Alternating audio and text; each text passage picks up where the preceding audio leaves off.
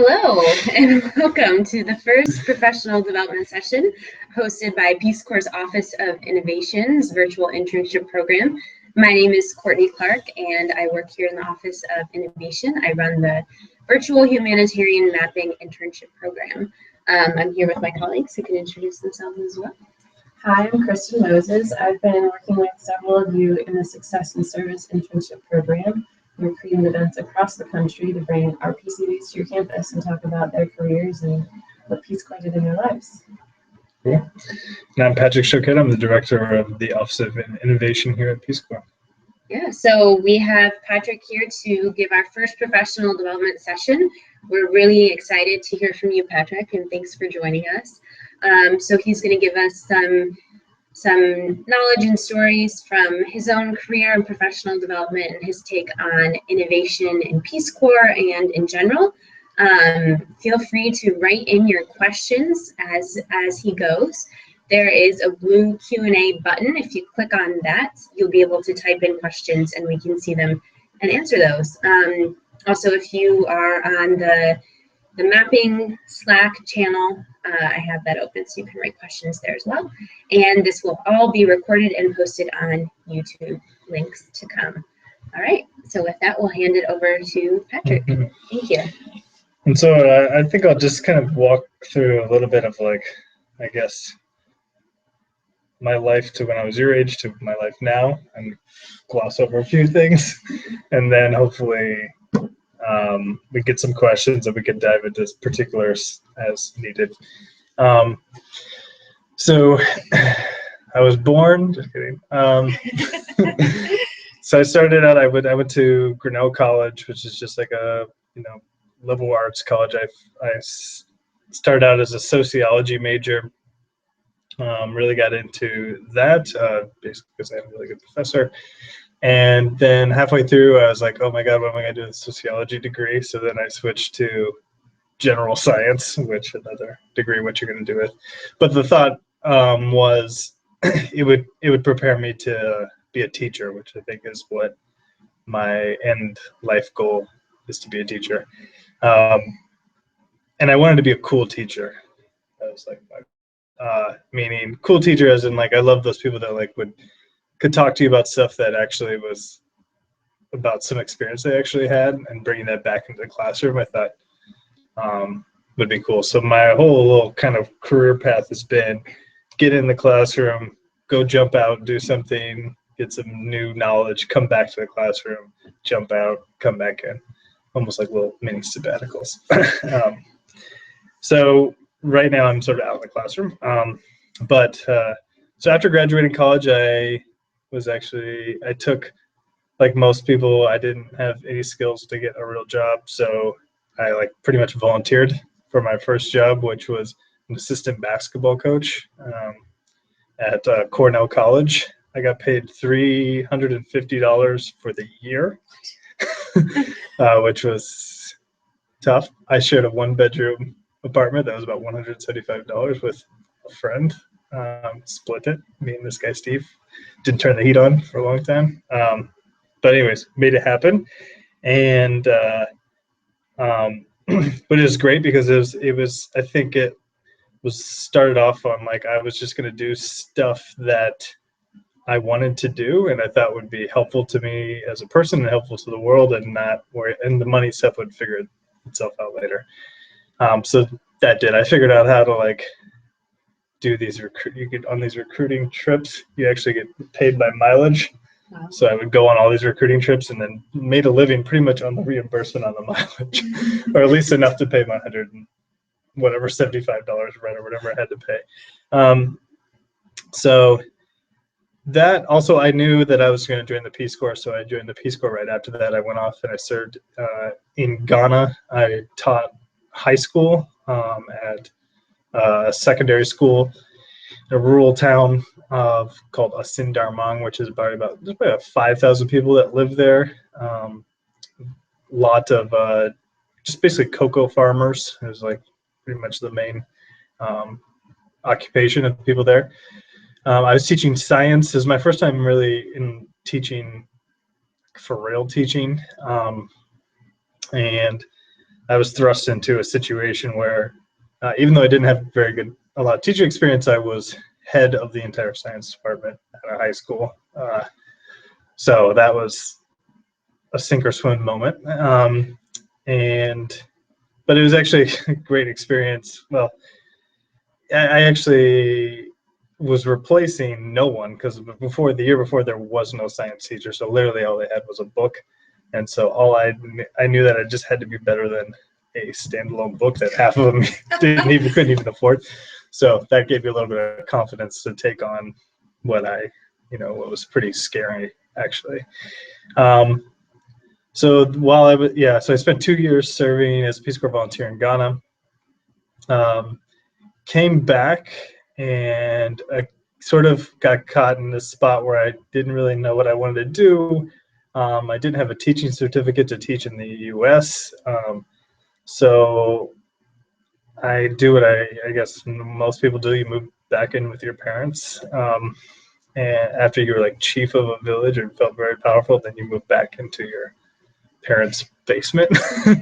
That'll make you humble. And then, so at the time, I had really been inspired by what then Senator Obama had been talking about, and just living overseas, and seeing kind of how just like the U.S.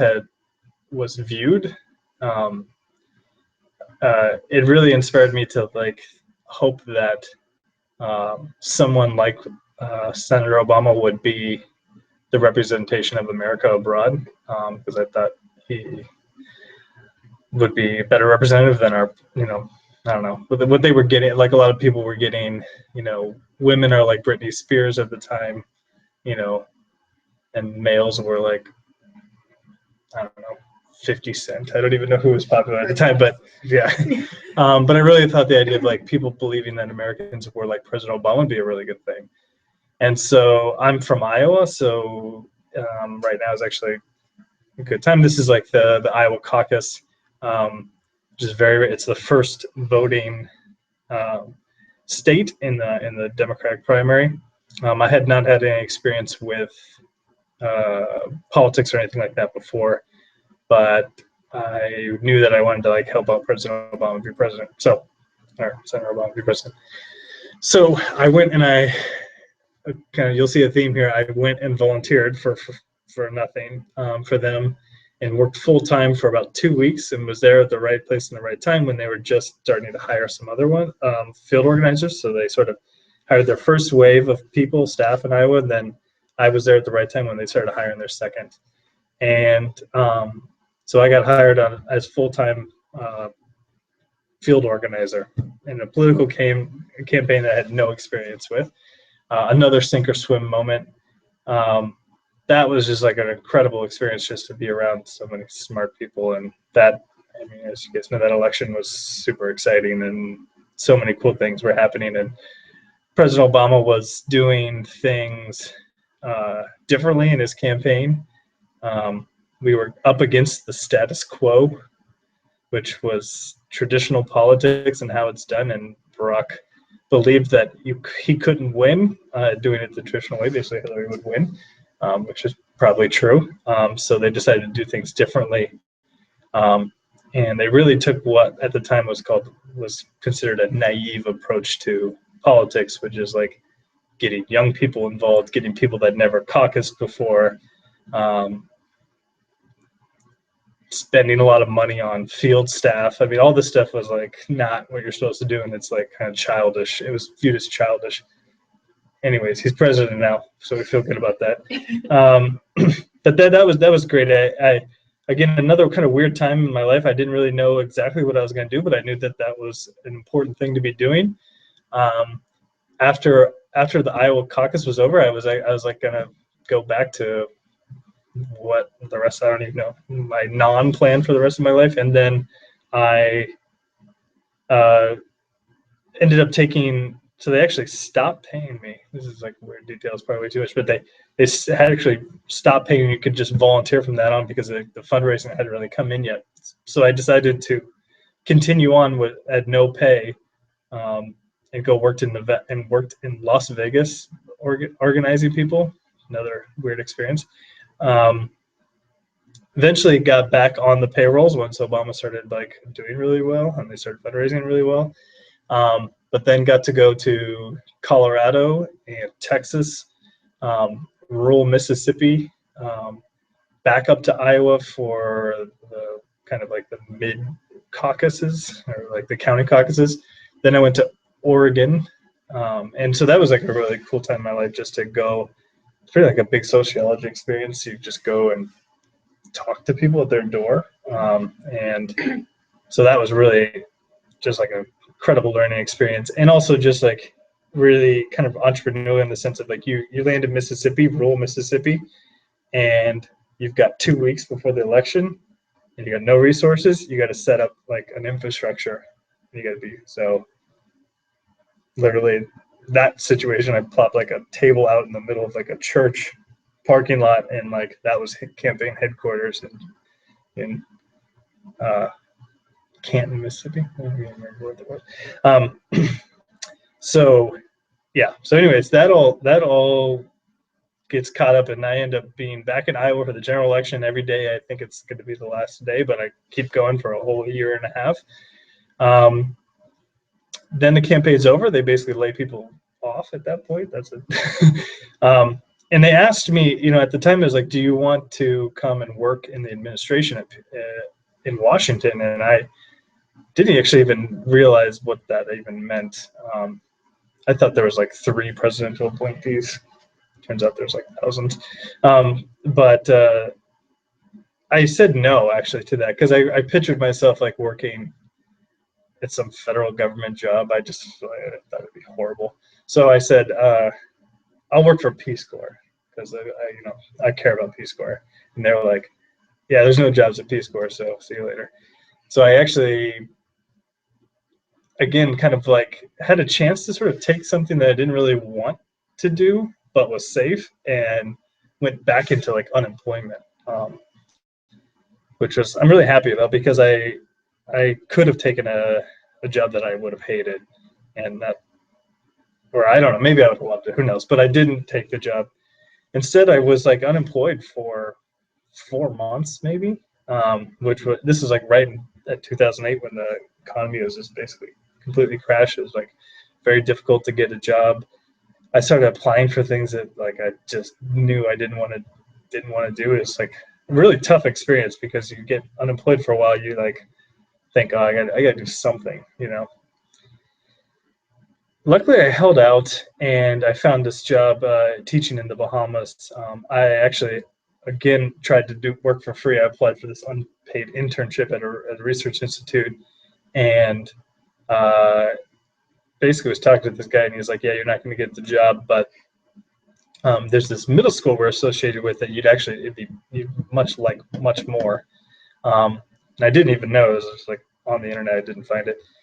And so then I actually lucked out and got into this great position where I was teaching local Bahamian children at a middle school level, and pretty much free reign on reign over the curriculum, including scuba diving. I taught scuba diving, we actually used scuba diving to teach like biology and physics and stuff like this. It was really awesome.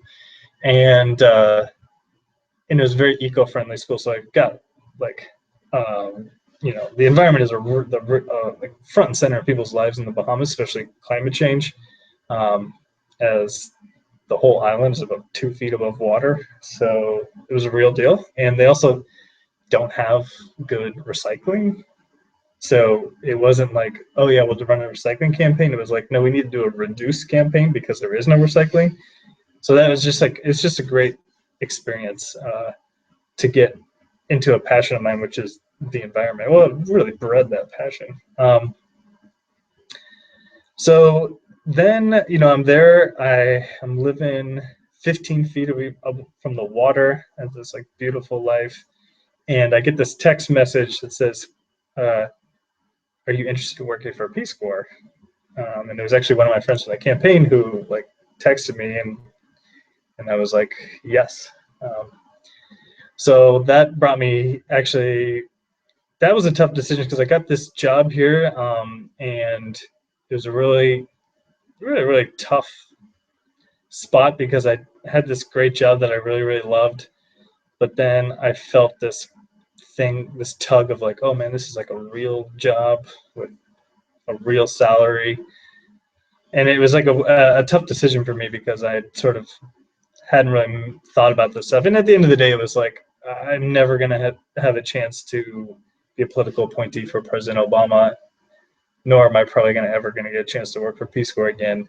So I just took it and moved to DC. So that was 4 years ago. And I was originally a special assistant. So I was pretty much like the coffee getter, sort of, for the then director of innovation. And I sort of ignored all those job responsibilities and just started like taking on our own stuff. And then, so at the time I overlapped with the director there. I mean, the previous director of innovation, she spent 1 year there, and when it ended, she convinced people that you should allow Patrick to kind of be the acting person for a while and see how it does, which is, I was 29 at the time, maybe, no, maybe 30, which is very young for being a director at Peace Corps. So a lot of people thought, yeah, way too young, which is crazy to think about. Like Zuckerberg runs like the most important company in the world at 30, or some of the most influential companies. But it was untraditional. So there was concern that it was like just going to be too young to be able to sit in on these meetings and whatever. But so she left. I became acting. They took away sort of all the power of the Office of Innovation, and they actually put me and Brooke, who maybe you guys know from Success and Service, we were in like the intern cubicles, and we decided that we were going to just like we were going to make ourselves valuable. And so we took on some things. We took some major risk and ran the first Peace Corps Innovation Challenge. Had a lot of success with that, and eventually we got to the point where the Office of Innovation became a real powerful thing within Peace Corps, which is great because we're a very innovative agency and it's very much part of our culture. So it makes a whole lot of sense that we should be nurturing that.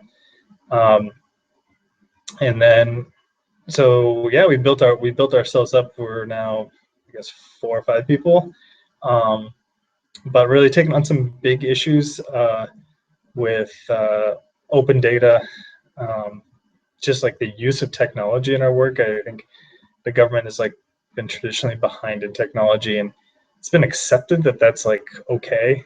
The president totally disagrees with that, and so do I, and so do the people in this room.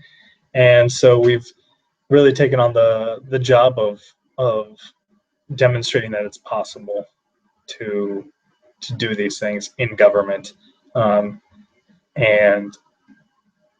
have had a lot of success. So we feel good about where we're at right now, and we feel really good about both of these programs that we're running, Success and Service, which started out as like a very small experiment to say, hey, if we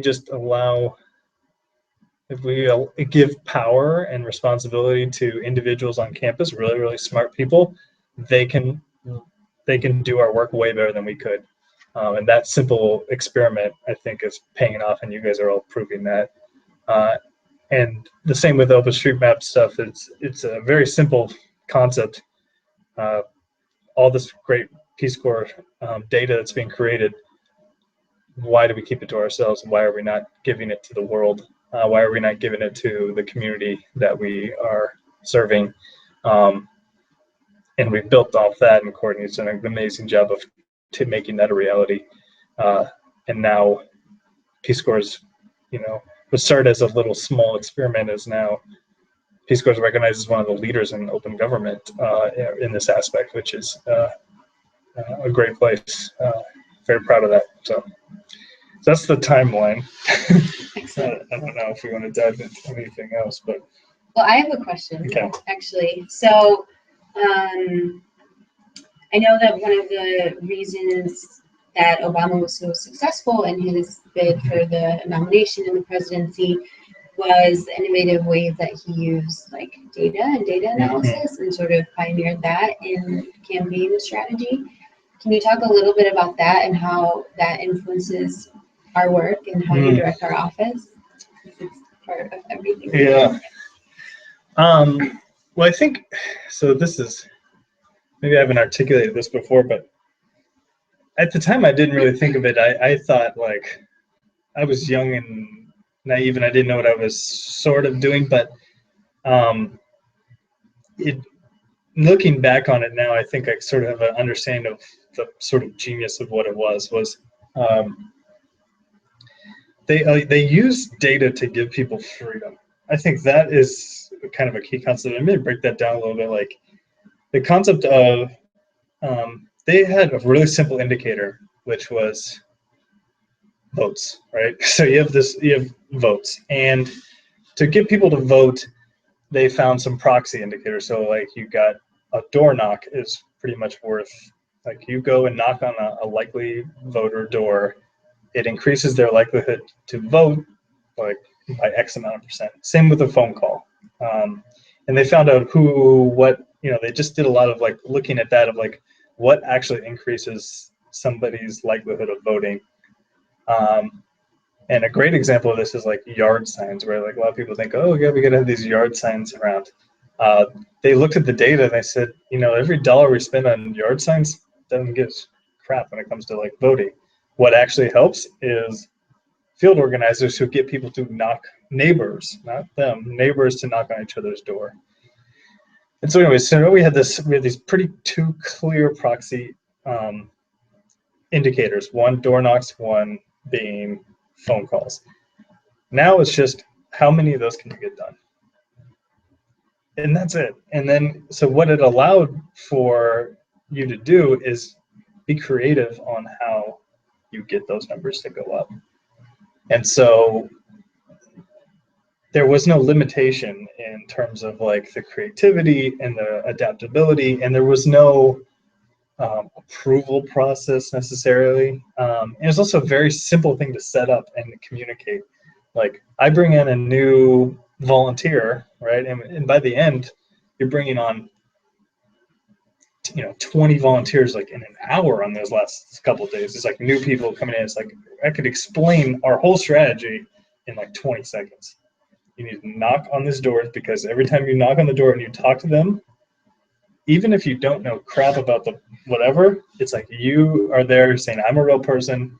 You create yourself as like a reasonable, smart person who lives in that neighborhood, and you say, I'm supporting President Obama. That's pretty much, that gets it. You can say whatever you want after that. You can tell them why, but reality is like that is actually what gets people to like, care about voting.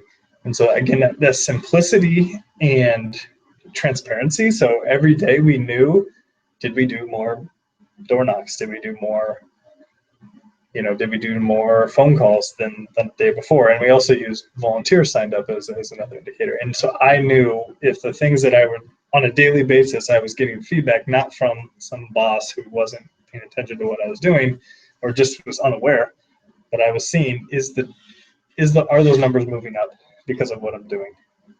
And so I could take risks, and instead of somebody training me to do it the right way, I could figure it out, which I think is something I just believe in. And it's like way better to work in that situation. And so hopefully this is like the experience you guys are having. Like, you have some pretty clear indicators with your jobs. You got edits. How you get those edits doesn't matter. Point is, like, you should be creative and think about how to get those edits to go up, because those edits equals good things for the world. And same with success and service is like, how many people can you get to show up at your event? How many views can you get on that YouTube? How many people can you touch? And how you do that, you're uniquely qualified to know how to do that in with your group of people. Yeah. And I think it's no coincidence that what you described is very much my experience working in your office. Mm-hmm. And it's great. And so for you all watching, if you feel at times like we're not really managing you, it's not because we're ignoring you, it's because we want to avoid micromanaging and allow you creativity and freedom to really take projects where you want to. So anyway, we have a few questions that were submitted in advance if we want to go through those. So John wants to know what you believe your greatest accomplishment was and what motivated you to pursue this field. Greatest accomplishment.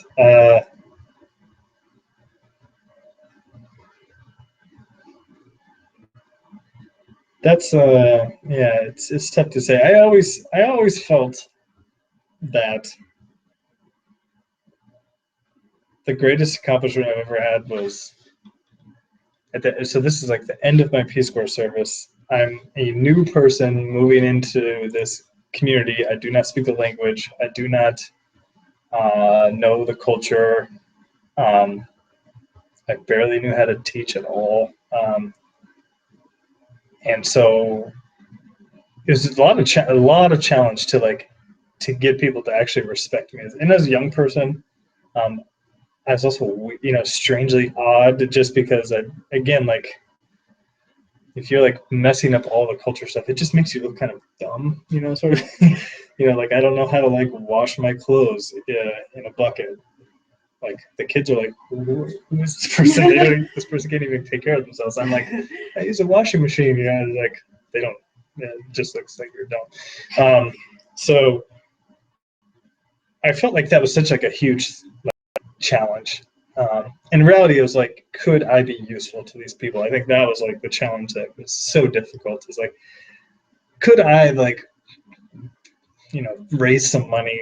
Sure. Could I like build something? Yeah, that's like pretty easy to do. And I could strip my own ego, and my family could tell me I was awesome, and oh my God, you're like talking in the local language and all that stuff is like pretty easy to do. But to actually like respect them or gain the respect as like I was actually useful to them was something that I knew was going to be very, very difficult. And it is absolutely really hard.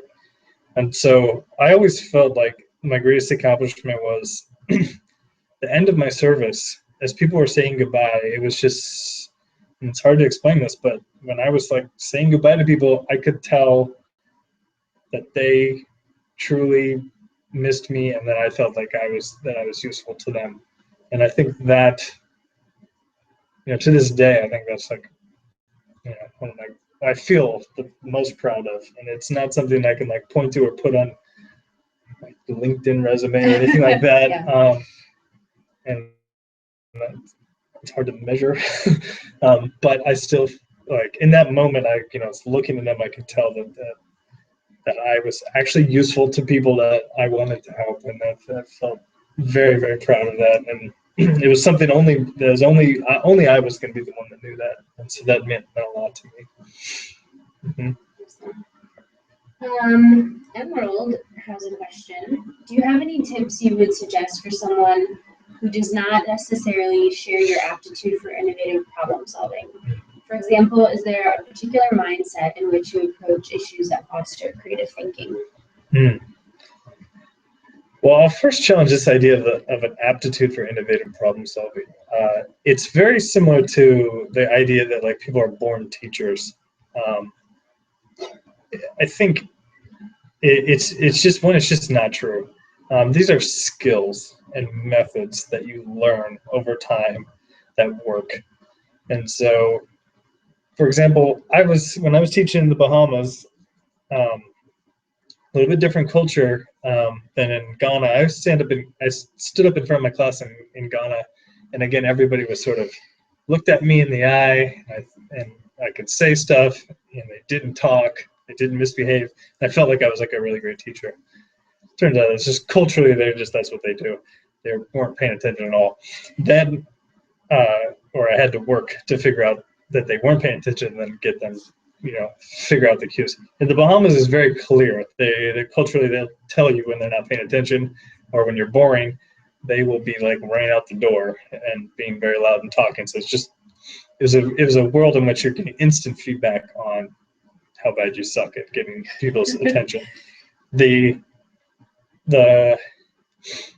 so it was interesting because I felt like I was like this like charismatic dude. You know, I lived in Ghana for 2 years. I made Barack Obama be president.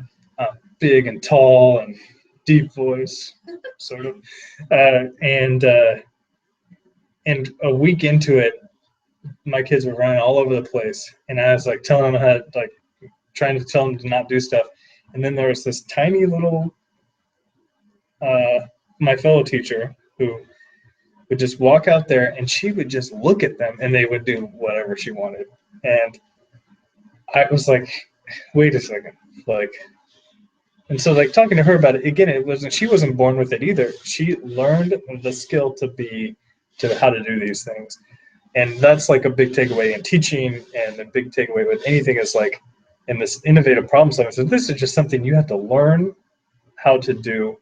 And you can learn how to do it by, first of all, getting involved and trying it. I think you can read all you want, but get in there and actually try to solve a really difficult problem, and that's the best way to learn.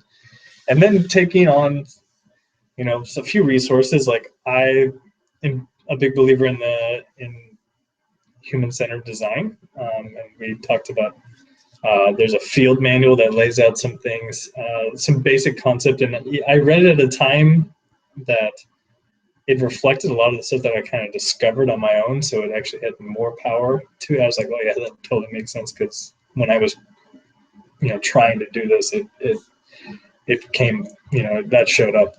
So we'll share the link. Yeah, we could share the link to that. But I think, you know, again, it's like, first thing you got to do is reject this concept that like anybody's born with any of these things.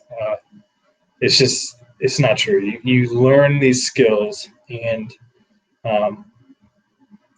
you're going to outperform people if you're constantly learning. Over time, you're just going to beat out somebody who, like, I don't know, got it somehow easy, or was, you know, culturally gains more respect right off the bat or something like that. You will quickly run right past them if you are focused on just like getting better and learning and recognizing that this is not something you're born with, and it's something you have to learn, and you have to like hone, and you have to tweak, and you have to like constantly.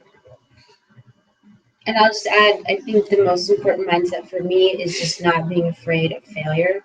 And being a Peace Corps volunteer taught me that, because I failed every day at things like even feeding myself. And so just getting over that fear and being willing to dive in and do something has been liberating, as cheesy as that is. Okay, this is about your time as a middle school teacher. How do you believe in fostering creative growth? For example, what sort of teaching elements go into developing a child's innovation? And then, is it recognizably significant to have children think outside the box so that they can come up with multi-layered solutions to the problems they grew up facing? Yes. I think that's the answer to that is yes. And I think teaching is it's a great laboratory for like figuring out how to. So, like, I think science teaching has gotten this way where, you know, when I went to school, and unfortunately what a lot of science teachers are doing right now is facts. You know, you're memorizing the bones in the body, or, you know, the parts of the cell, and or the parts of a leaf, and all that. And all this stuff is like, it used to be, you know, you just memorize it and then you totally forget about it. Like I taught the parts of the cell I probably couldn't do right now. And there's been a transfer over that as to like talking about this, you know, the idea of teaching through inquiry, where the reality is that you can look up all facts online right now. The internet has given people the ability to, there's no use wasting your time in your brain space on these facts anymore. I'll just say that. And you really should be doing. And what's difficult is like how to navigate that information, and then how to like set up investigations of those things. And so I think that's what the good science teachers nowadays are doing. That their classroom is not here's my list of facts for the year that I'm going to have all the kids repeat back to me in a quiz. but more about like, how do I create this desire within the kid to say, I'm curious about this, and I have a methodology to go find the answer. And if that's the only outcome that they're really trying to push for, the good science teachers.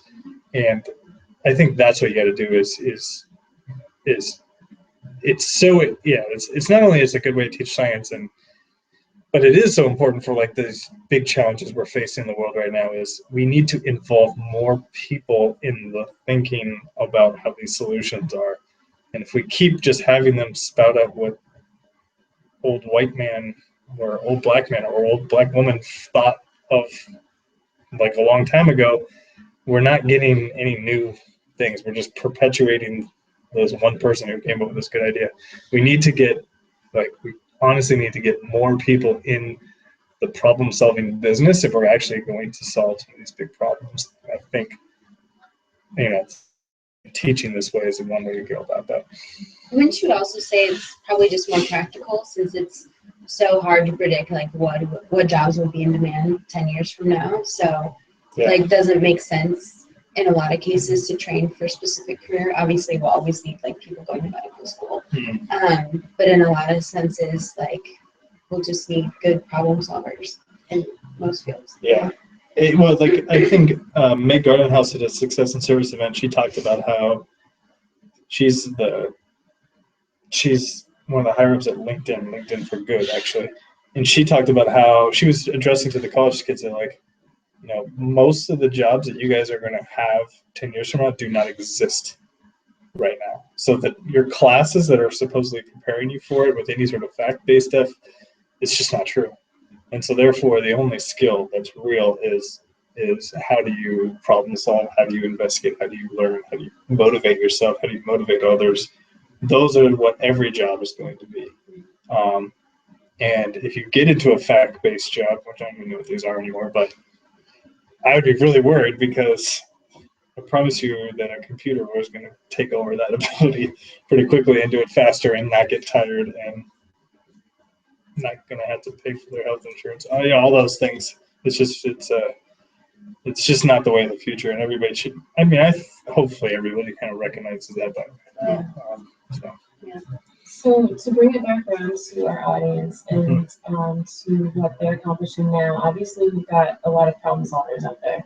What else can they say that they have gained from this internship experience? What other skills can they use to further their professional development, their professional opportunities, based on what they're accomplishing right now? Well, I'll talk to probably both, but I think as I get a little bit more along in the career here, it seems like the limiting factor, or what really makes or like kind of, I guess, enables you to do a lot of good in the world is this management part. And I think it's something like when I went to liberal arts school, I was like, business school, it's horrible, you know, horrible people. And I wanted to, like, you know, take my sociology classes and care about people. And so I think that was a little bit naive in the fact of, like, I think it's ridiculous not to take those classes and the sociology classes and have that understanding, but you quickly run into, like, you have to be able to motivate people, organize people, manage people if you're going to have a bigger impact, or you're going to have to, you know, get people involved. And so I would argue that I would really take that on, especially in the Success and Service events. If, you know, you could probably, I think that's the key thing, is like, it's really easy for you to do it yourself. And you could have a great event and you can get 50 people there and it'd be awesome. But if you really start to think about, like, how can I involve more people, get them involved, provide them incentives, organize them, that's how you get to a 500 person event. Because you got to get yourself out of being the limiting factor of this. And so I think that is the experience that pretty much everyone is looking for these days. Like, can you manage people? And don't be afraid to set up your own little structure underneath you. Table in the church. set up, yeah, like, because the first thing when we were in Mississippi and we set up that table, the first thing we tried to do was find somebody who knows the community who then we could give as much responsibility to as possible. And so if you can quickly just start identifying people and giving them responsibility, making it clear what they're going for, and manage them the right way, so that they feel part of it, and they are the ones feeling like they get all the credit for it, that's going to be a skill that's going to, even if it's not something that they ask for, it's what's going to get you from the special assistant job to the director job, is your ability to organize, and get people to do stuff. So this is a great opportunity for you to start on your process of learning that. Nobody knows how to do it right now.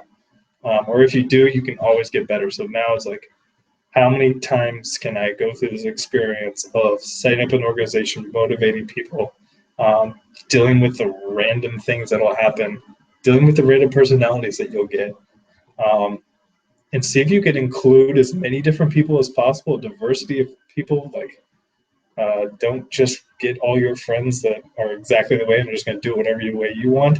Try to get a bunch of different people in there and push yourself to get the best out of people that maybe are difficult to manage, because that's a skill that is absolutely going to be crucial in the future.